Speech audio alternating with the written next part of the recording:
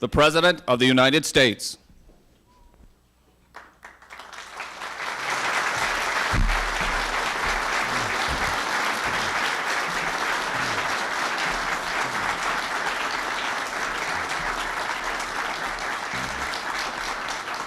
Well, good morning, and please sit down, and thank you very much. I've just had the opportunity to hear from your leaders regarding the future of the Middle East and world Jewry, and I thank you all for coming to the White House today. We're honored to have you, and I want to take a few moments now, if I could, to discuss some thoughts of my own about the critical issues that we face together. First, let me say again how honored I am that the leaders of American and world Jewry, many of you whom I've known over the years, are meeting together here. This week marks the 50th anniversary of Adolf Hitler's rise to power. It's incumbent upon us all, Jews and Gentiles alike, to remember the tragedy of Nazi Germany, to recall how a fascist regime conceived in hatred brought a reign of terror and atrocity on the Jewish people and on the world, and to pledge that never again will the decent people of the world permit such a thing to occur.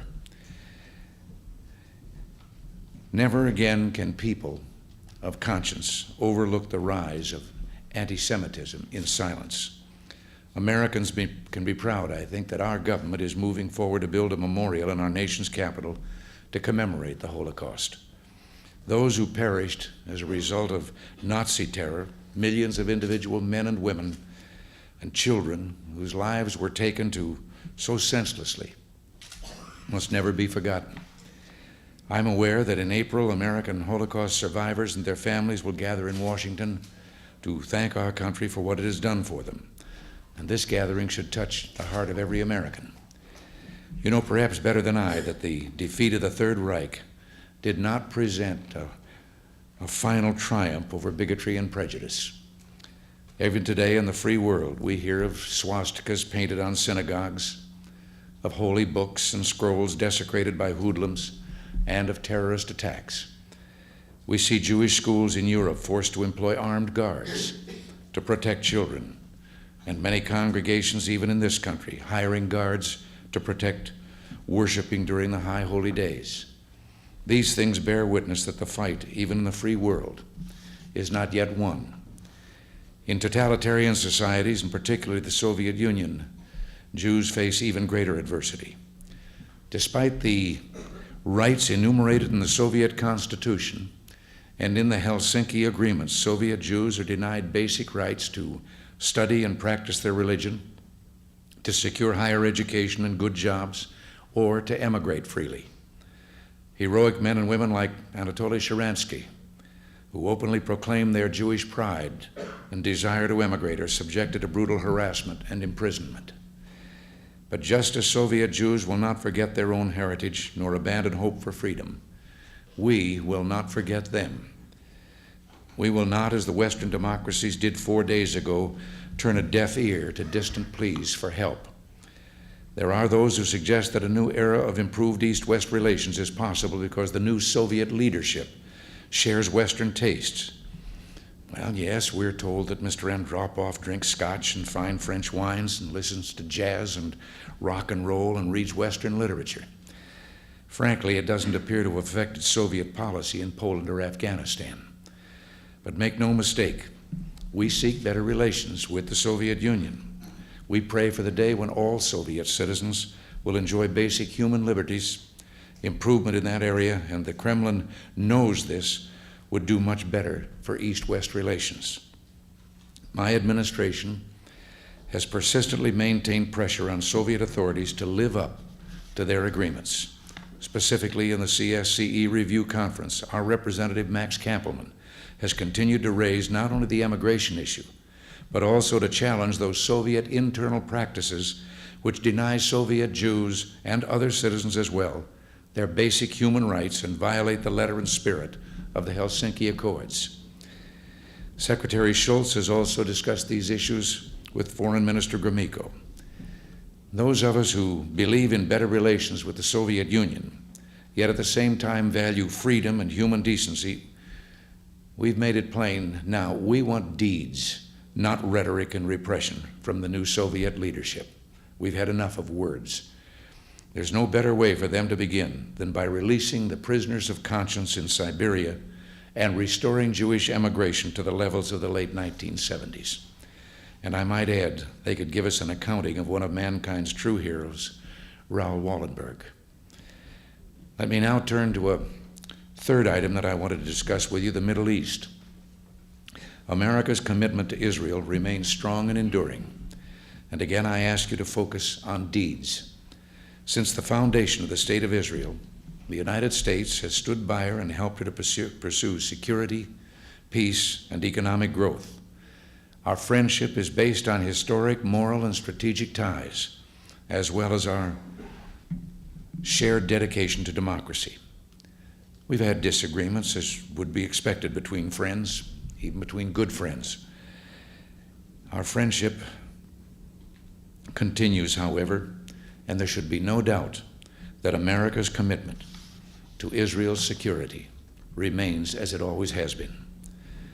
Over the last year, our diplomats and Marines have been engaged in a campaign for peace and security in the Middle East. As I said last September, we believe that the events of the past year have created new opportunities for peace that must not be lost. The current political fluidity and general desire to break the cycle of terror and war present a special chance to bring peace to this long-troubled region. It's vital to the United States, to Israel, and to all those who yearn for an end to the killing that we not let these current opportunities pass by.